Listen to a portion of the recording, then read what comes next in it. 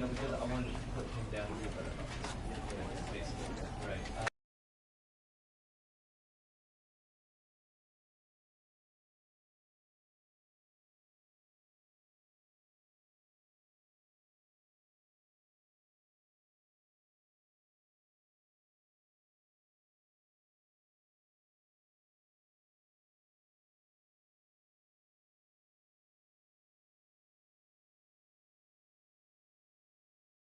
This is the story of a man named Stanley. Stanley worked for a company in a big building where he was employee number 427. Employee number 427's job was simple. He sat at his desk in room 427 and he pushed buttons on a keyboard. Orders came to him through a monitor on his desk, telling him what buttons to push, how long to push them, and in what order. This is what employee 427 did every day of every month of every year. And although others might have considered it soul-rending, Stanley relished every moment that the orders came in, as though he had been made exactly for this job. And Stanley was happy. And then one day, something very peculiar happened. Something that would forever change Stanley. Something he would never quite forget. He had been at his desk for nearly an hour when he realized that not one single order had arrived on the monitor for him to follow. No one had showed up to give him instructions, call a meeting, or even say hi. Never in all his years at the company had this happened, this complete isolation. Something was very clearly wrong. Shocked, frozen solid, Stanley found himself unable to move for the longest time. But as he came to his wits and regained his senses, he got up from his desk and stepped out of his office.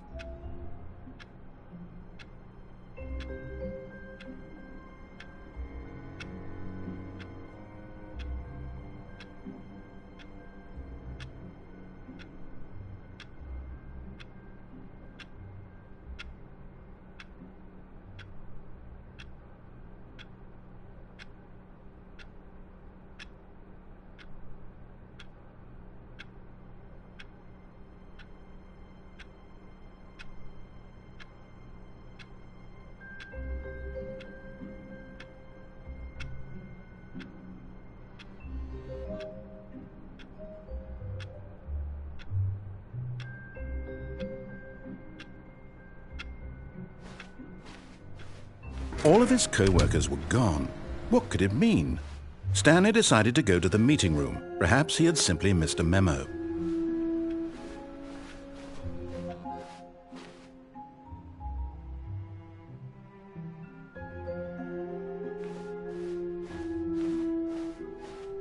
When Stanley came to a set of 2 open doors, he entered the door on his left.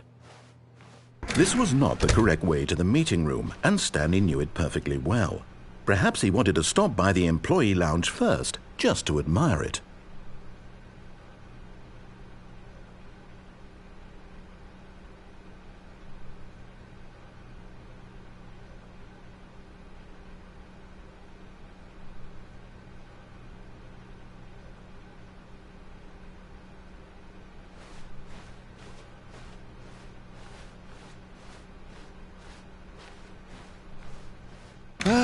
Yes, truly a room worth admiring.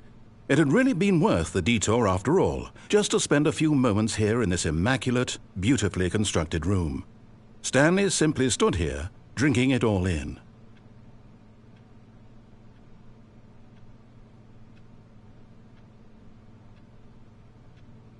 Yes, really, really worth it being here in the room.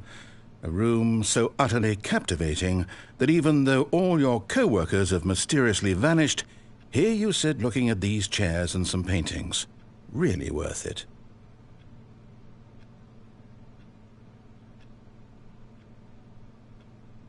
At this point, Stanley's obsession with this room bordered on creepy and reflected poorly on his overall personality. It's possible that this is why everyone left.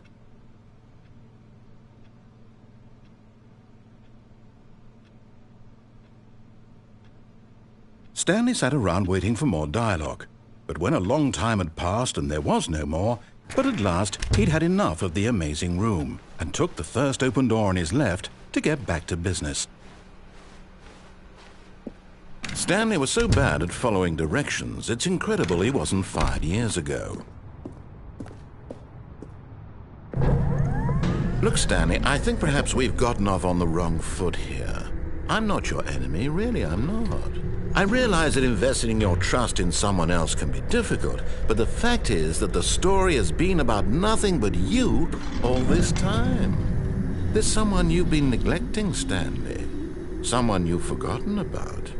Please, stop trying to make every decision by yourself. Now, I'm not asking for me, I'm asking for her. This is it, Stanley. Your chance to redeem yourself, to put your work aside, to let her back into your life. She's been waiting.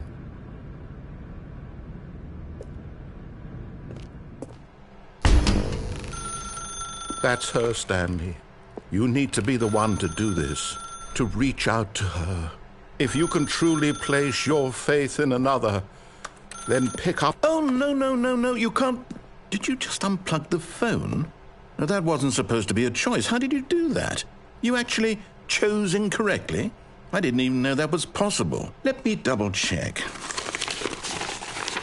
No, it's definitely here, clear as day. Stanley picks up the phone. He's taken to his apartment where he finds his wife, and the two pledge themselves to one another. Music comes in, fade to white, roll credits. Not picking up the phone is actually somehow an incorrect course of action. How is that even possible?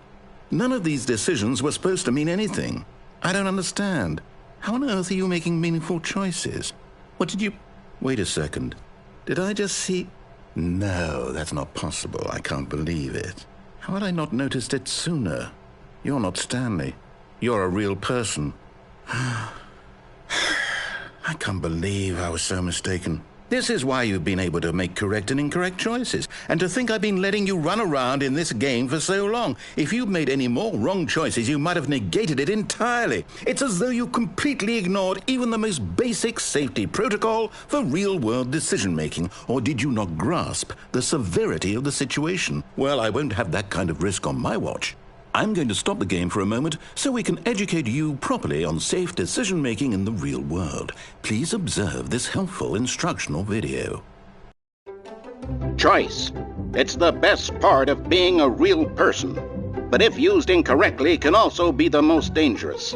For example, in this scenario, a hypothetical real person named Rupert has a choice. He could invent a machine that eliminates food shortages across the world to make life better for all people. Or he could spend years of hard work forgetting how to read. Which choice would you make? Remember that unlike here, the real world makes sense, and at no time should you make a choice that does not conform to rational logic. If you find yourself speaking with a person who does not make sense, in all likelihood, that person is not real. Allow the person to finish their thought, then provide an excuse why you cannot continue talking. Turn to a partner and practice saying, "My goodness, is it 4:30? I'm supposed to be having a back, sack, and crack."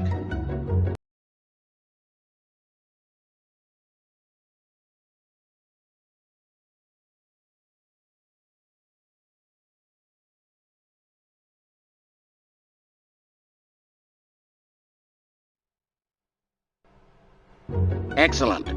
Making choices on a regular basis is the best part to a healthy decision-making process. Most medical professionals recommend making at least 8 choices per day. Do you make more than 8? Less? And finally, if you begin to wonder if your choices are actually meaningful and whether you'll ever make a significant contribution to the world, just remember that in the vast infiniteness of space, your thoughts and problems are materially insignificant, and the feeling should subside. At this time, your instructor will guide you in an exercise to test and reinforce the material covered in this video. Welcome back. You may have noticed that this room has begun to deteriorate as a result of narrative contradiction. But not to worry. Now that you're properly informed on good decision-making, we're going to revisit a choice you made just a few minutes ago and see what the correct thing to do would have been. This way, please.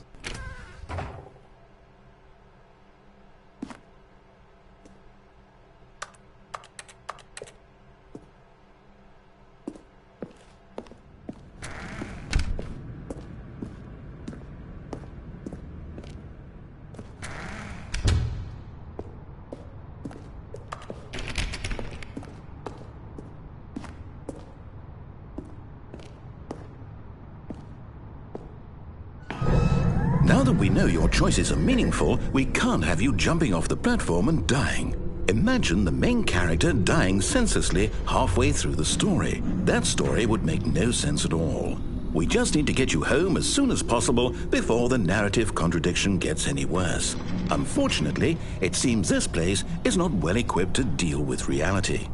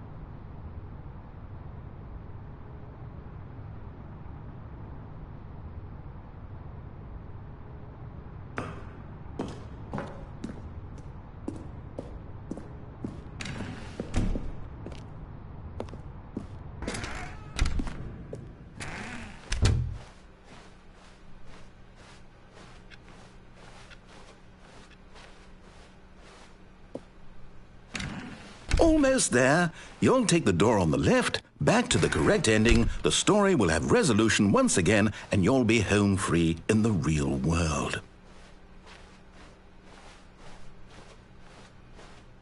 Now remember, all you need to do is behave exactly as Stanley would. That means choosing responsibly and always putting the story first. I'm quite sure you'll be up to the task. Just follow my lead and you'll be fine. All right. When Stanley came to a set of 2 open doors, he entered the door on his left. No! Why did you do that? Quickly, hurry back in the other direction. Perhaps we're not too late.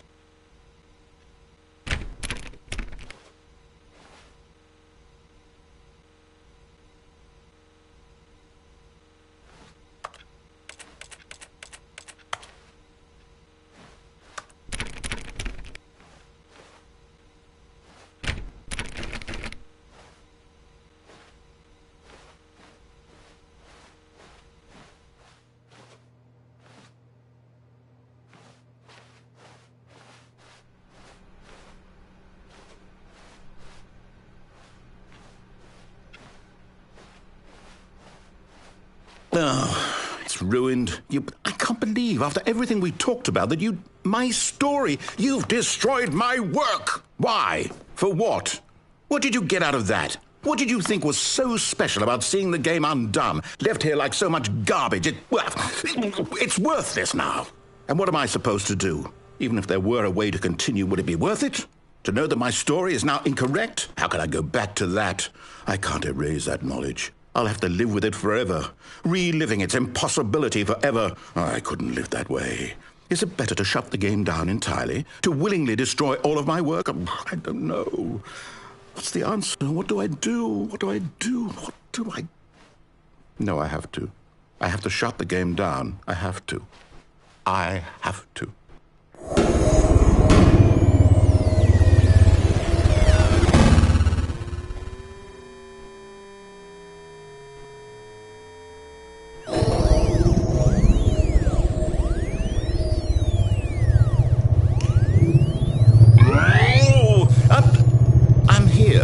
I'm still here in this pile of rubbish, with you, who thought you were so clever. Now look where we are. My entire game is destroyed. It was the only thing in the world that was mine, and you've run it into the ground. What, did you think that would be funny? You just had to see? Didn't I impress upon you how important it was to be like Stanley? He actually knows how to do what I tell him to. He understands that if I say to do something, there's a damn good reason for it. That thought hadn't even occurred to you, had it? That there's a world outside of you? You're a child. Oh, my story. If you'd just gone through the door on the left, you would have seen it. There was a whole underground facility. You would have destroyed it and been victorious. It would have been so perfect. I worked so hard on it. I tried so hard to make... behave exactly as Stanley would. That means choosing responsibly and always putting the story first. I'm quite sure you'll be up to the task. Just follow my lead and you'll be fine. All right. When Stanley came to a set of 2 open doors, he entered the door on his left.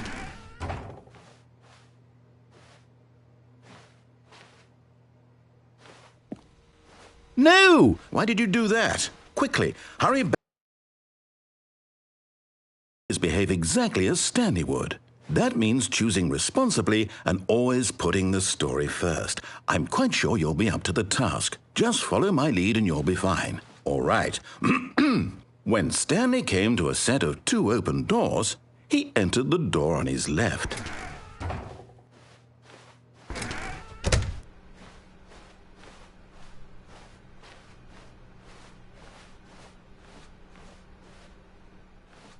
Yet there was not a single person here either. Feeling a wave of disbelief, Stanley decided to go up to his boss's office, hoping he might find an answer there. Coming to a staircase, Stanley walked upstairs to his boss's office.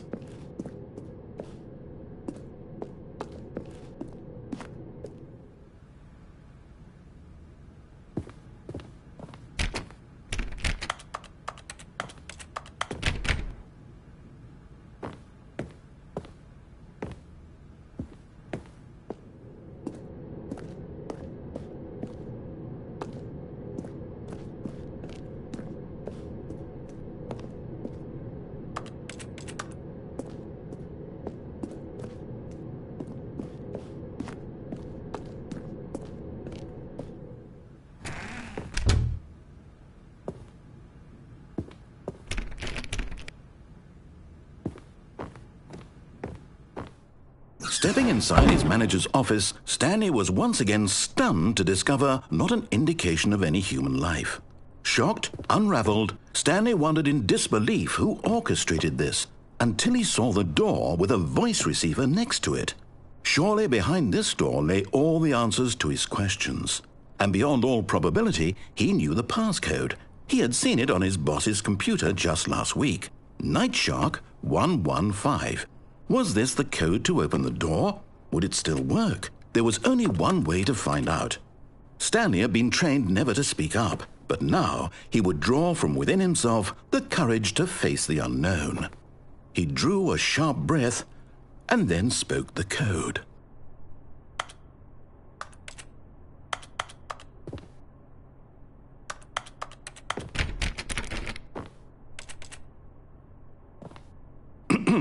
Stanley spoke the code. Nightshark 115. He spoke it into the receiver, right there on the wall.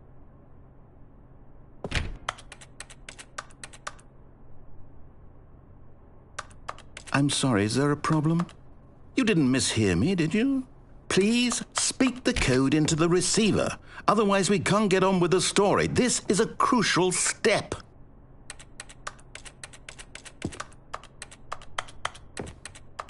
Okay, fine, you're not going to do it, but you know what? It's pretty humiliating to bring you this far, only for you to suddenly decide you have better things to do. I asked you for this one single thing, for your respect. The kind of respect Stanley shows for his choices. He knows what it means to take a story seriously. If you didn't want to see what I had to show you, then why did you come here? You had a choice, you know. You could have gone through the door on the right. You could have done whatever the hell you wanted over there. Why did you come this way? Speak. Say something to me. Explain yourself, you coward. You... When Stanley came to a set of 2 open doors, he entered the door on his left. Stanley? Hello? Are you... Is everything okay?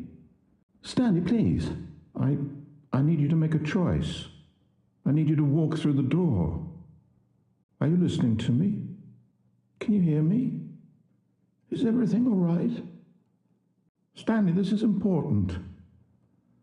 The story needs you. It needs you to make a decision. It cannot exist without you. Do you understand me?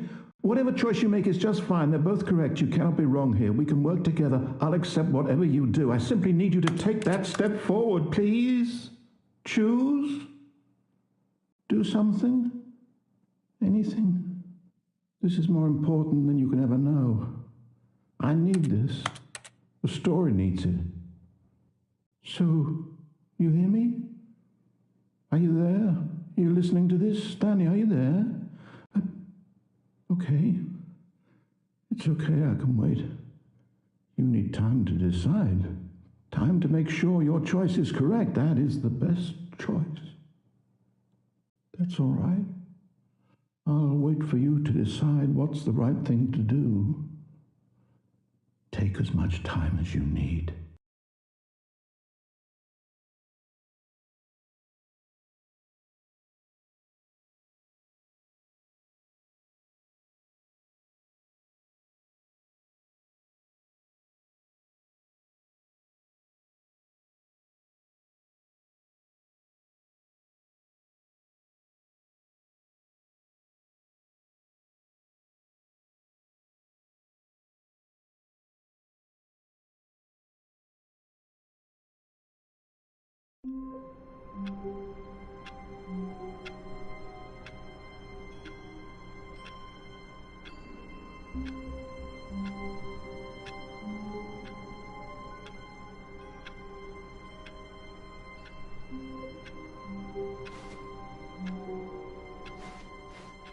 All of his co-workers were gone.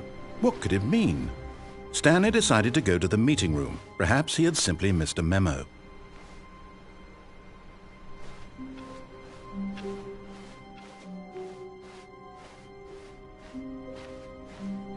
When Stanley came to a set of 2 open doors, he entered the door on his left. This was not the correct way to the meeting room, and Stanley knew it perfectly well. Perhaps he wanted to stop by the employee lounge first, just to admire it. Wow, yes, this room. What a beautiful room. What a gorgeous, gorgeous room. Thank goodness Stanley had taken this detour on his way to the meeting room. Life without having experienced this, but eager to get back to business, Stanley took the first open door on his left.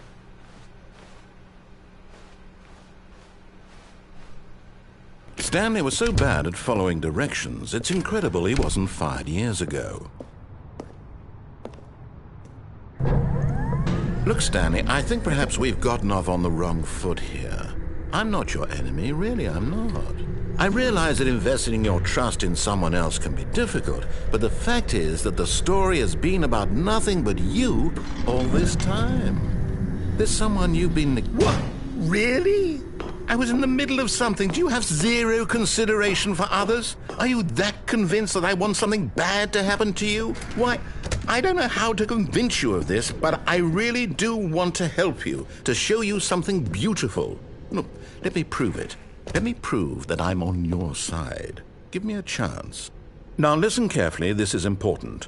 Stanley walked through the red door.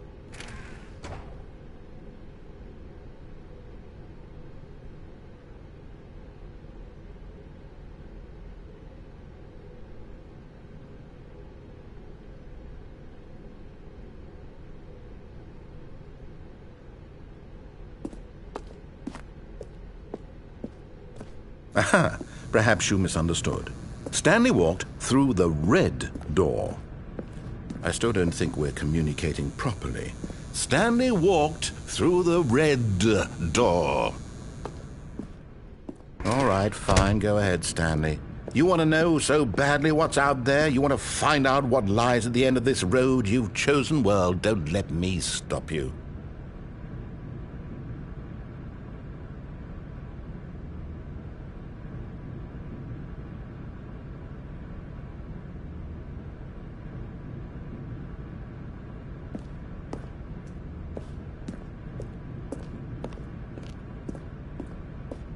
You see?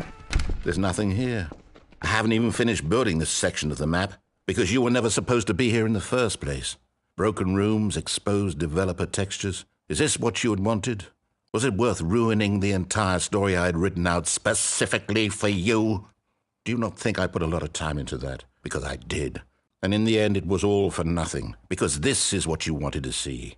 Help me here, Stanley. Help elucidate these strange and unknowable desires of yours. What would have made this game better? What did you want to see? Vehicles? Skill trees? Work with me. You've given me absolutely nothing so far. Tell you what, let me take a stab in the dark at a new design, and you can give me some feedback. There we go. A third option. This already feels leaps ahead of where we were before. Go ahead, Stanley. Take it for a spin.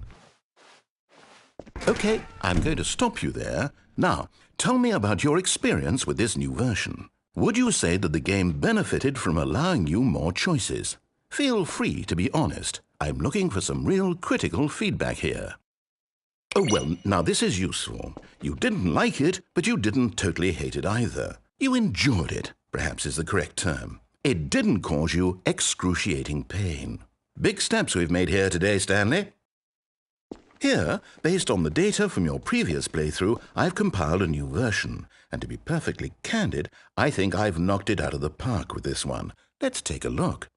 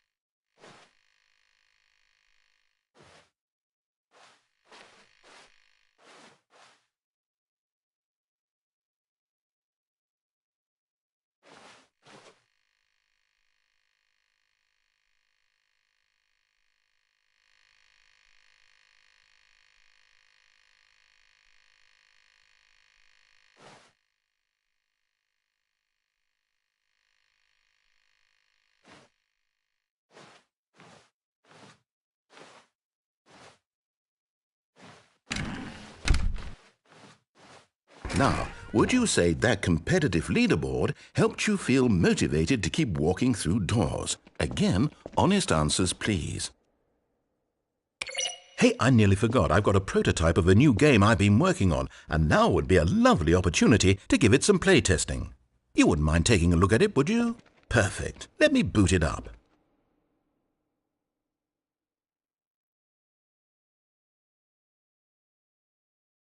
In this game, the baby crawls left towards danger.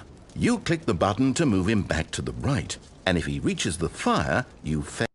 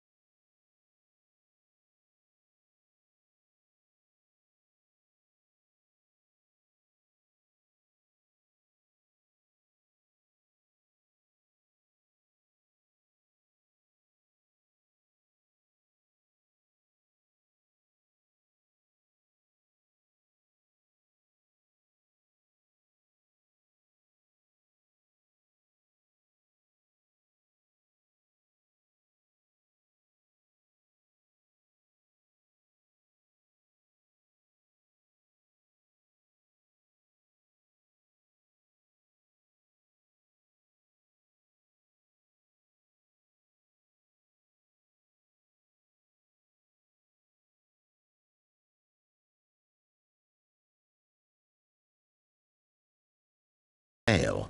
It's a very meaningful game, all about the desperation and tedium of endlessly confronting the demands of family life.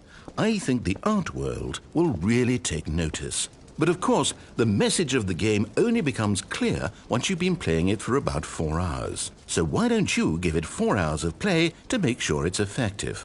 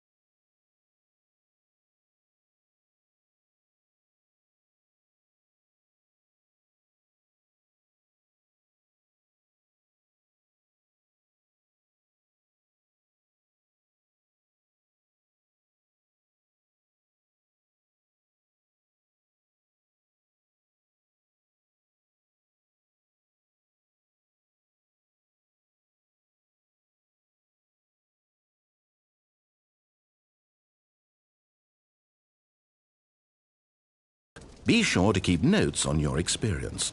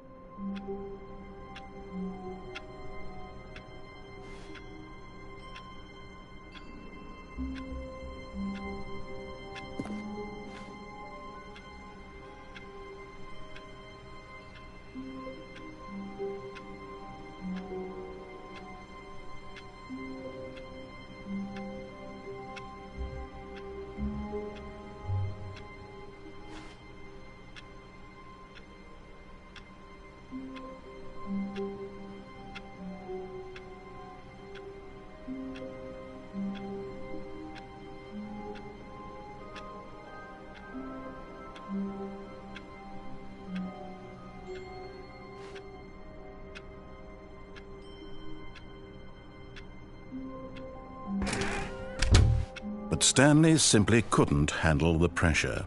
What if he had to make a decision? What if a crucial outcome fell under his responsibility? He had never been trained for that. No. This couldn't go any way except badly. The thing to do now, Stanley thought to himself, is to wait. Nothing will hurt me. Nothing will break me. In here I can be happy forever. I will be happy. Stanley waited. Hours passed, then days. Had years gone by? He no longer had the ability to tell. But the one thing he knew for sure, beyond any doubt, was that if he waited long enough, the answers would come. Eventually, someday, they would arrive. Soon, very soon now, this will end. He will be spoken to. He will be told what to do. Now it's just a little bit closer. Now it's even closer. Here it comes.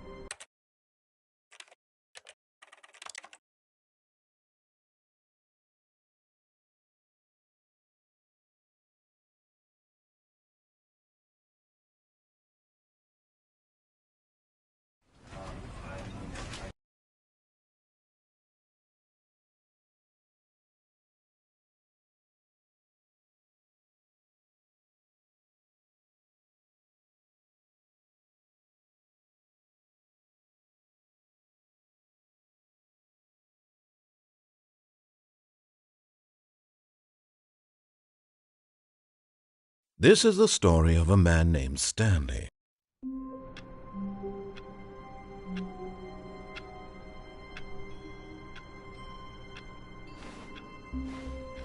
All of his co-workers were gone. What could it mean? Stanley decided to go to the meeting room. Perhaps he had simply missed a memo.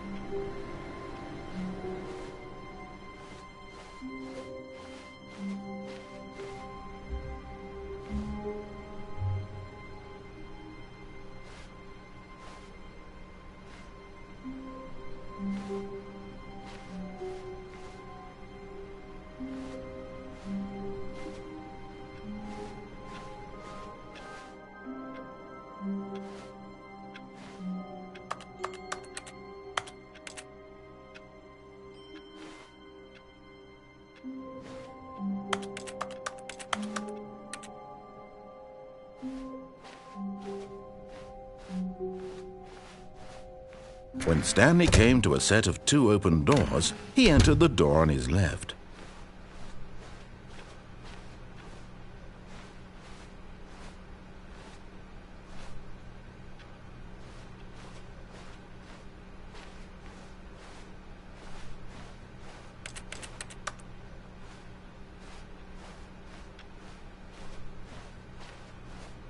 Yet there was not a single person here either. Feeling a wave of disbelief, Stanley decided to go up to his boss's office, hoping he might find an answer there.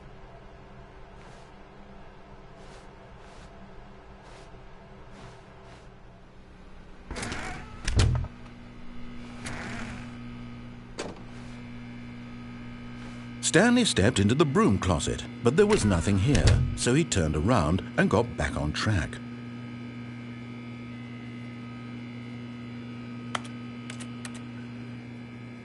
There was nothing here. No choice to make, no path to follow, just an empty broom closet. No reason to still be here.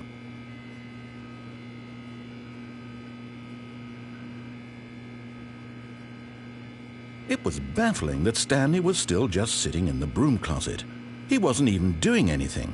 At least if there was something to interact with, he'd be justified in some way. As it is, he's literally just standing there doing sweet FA.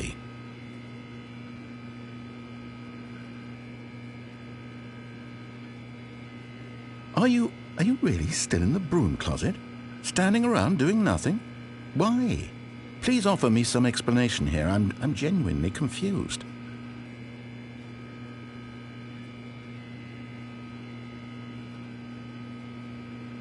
You do realize there's no choice or anything in here, right? If I'd said Stanley walked past the broom closet, at least you would have had a reason for exploring it to find out. But it didn't even occur to me because literally this closet is of absolutely no significance to the story whatsoever. I never would have thought to mention it.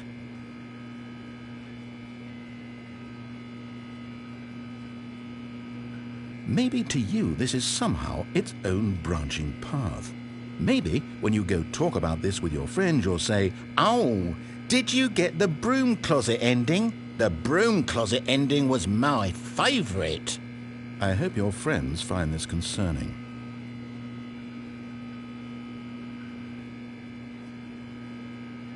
Stanley was fat and ugly and really stupid. He probably only got the job because of a family connection. That's how stupid he is. That or with drug money. Also, Stanley is addicted to drugs and hookers.